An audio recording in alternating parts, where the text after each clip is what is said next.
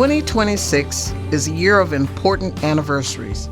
As we commemorate 250 years since the signing of the Declaration of Independence, we also celebrate 100 years since the founding of Black History Month, a celebration with a Kentucky connection.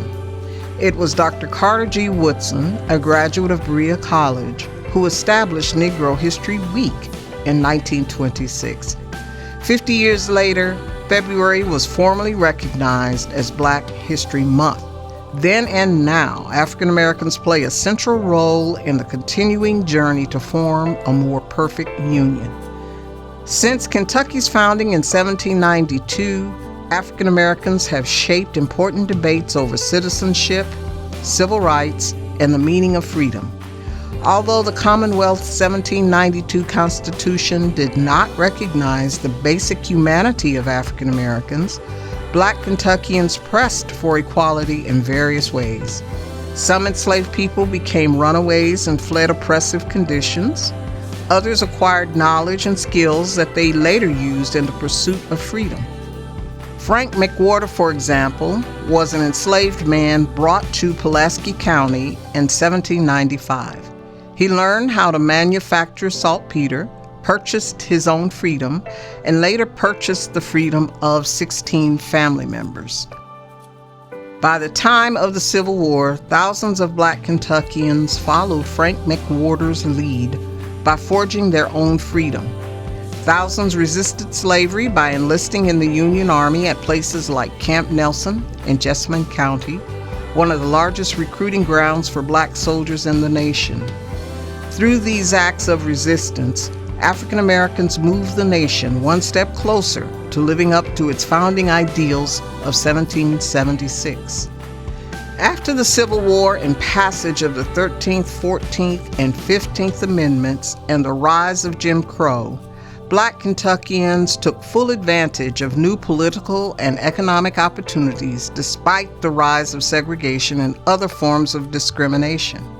They formed labor unions, teachers' organizations, and entered the middle and professional classes as doctors, lawyers, ministers, postal workers, and extension agents. When Carter G. Woodson helped launch Negro History Week 100 years ago, it came during a time of rising pride and consciousness among Black Americans. In the Bluegrass State, people like the Reverend James Bond symbolized the promise and possibilities of freedom. Born to an enslaved mother in 1863, Bond spent his early years in Knox County, graduated from Berea College, and later taught at the Lincoln Institute in Simpsonville.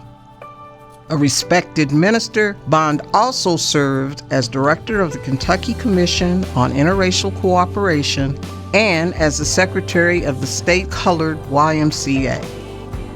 The work of Bond and others set the stage for future generations of Black leaders to continue the push for full equality. In the 1960s, women like Georgia Davis Powers and May Street Kidd continued the fight for better health, better education, better housing, and other basic rights. Their work reached far and wide. In Middlesboro, women like Viola Cleveland urged leaders to recognize the achievements and challenges of Black Appalachians. As we reflect on 250 years of American history, one thing is clear. From the founding era to the present, African Americans have led the fight to realize the American promise that all men are created equal. Their past and present efforts lead us toward a more perfect union and, in Kentucky, toward a more perfect Commonwealth.